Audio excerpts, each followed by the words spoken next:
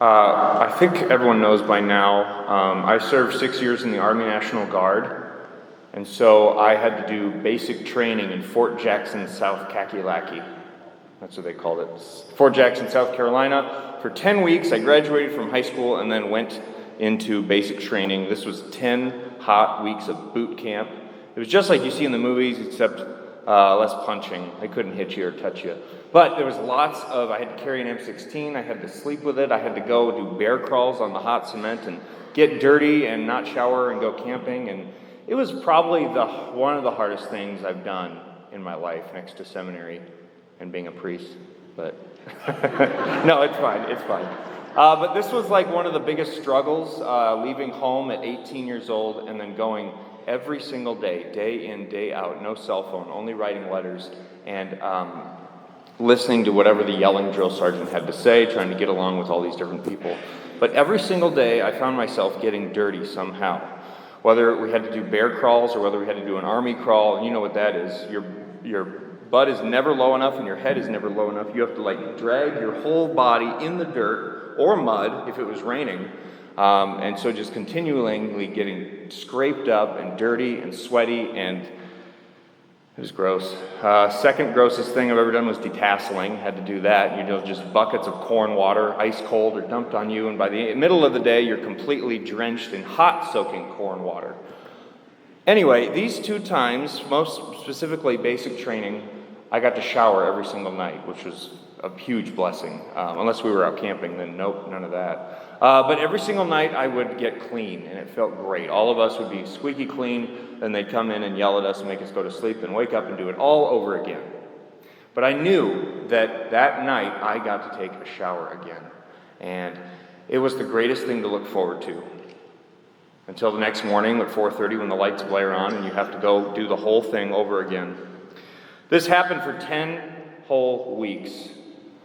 Finally, when I graduated basic training, my parents came and we had a party, and it was a whole graduation ceremony.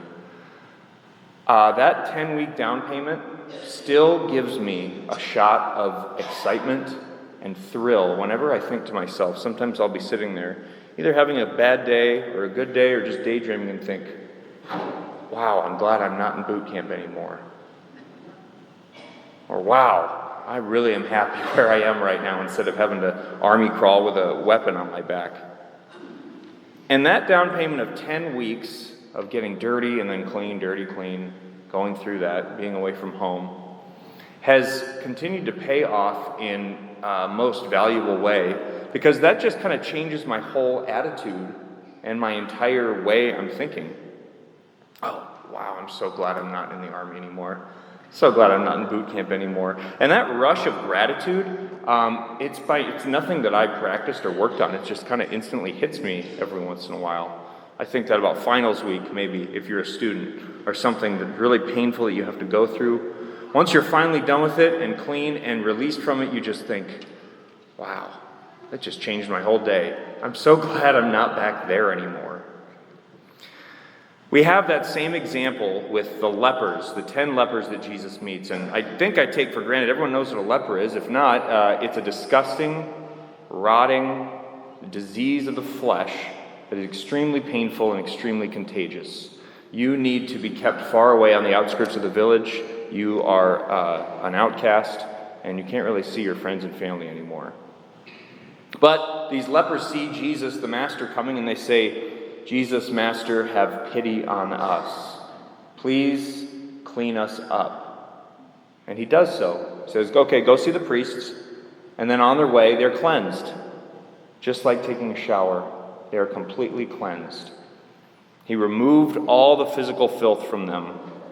But only one comes back, and only one is truly saved.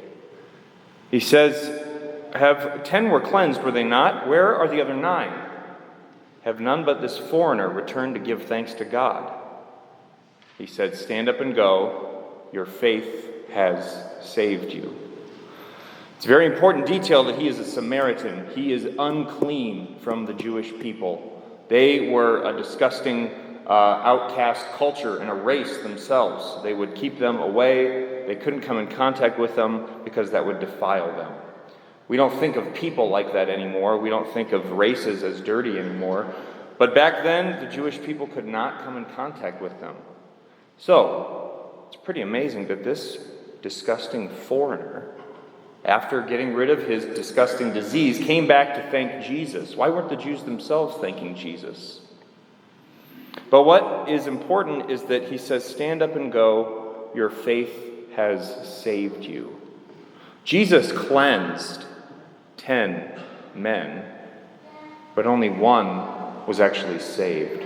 And the verb saved in Hebrew or Greek translates to mean delivered you into safety from harm with no more obligation.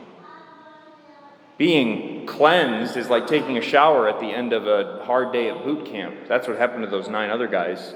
But the one, only the one who came back to give thanks, was truly saved, delivered from harm, and kept apart and kept close to God. So that attitude, that little shot in the arm that I get every once in a while of gratitude, I'm so glad I'm not in boot camp anymore. We're invited today at Mass to call out to Jesus. We're all unclean in a way with our own sin. We are all like foreigners and Samaritans, but we are invited to say to Jesus, Jesus, have pity on us. We want to be clean, we want to be delivered, and we want to be cured. And because the word Eucharist itself, which what we're about to do in a few minutes, translates to thanksgiving, this is that little shot in the arm. This is that burst of energy, that thrill that says, wow, I'm glad I'm not a slave anymore. Wow, I'm glad I'm not in my sin anymore. I'm so glad Jesus has delivered me into safety and kept me from harm. So as we go through this upcoming week, we are invited to look at all the ways Jesus has cleaned us day after day, taken a shower after a hard day. But then, what are the more deeper ways that he has healed and saved us from the inside out? The Eucharist is one of those examples. And because we are continuing to follow him and stay close to him, we have many more examples and opportunities which will be presented to us. Let's keep praying for each other, that we can be not just cleansed and healed, but truly changed from the inside with an attitude of gratitude that really changes the whole way we look at life. Amen.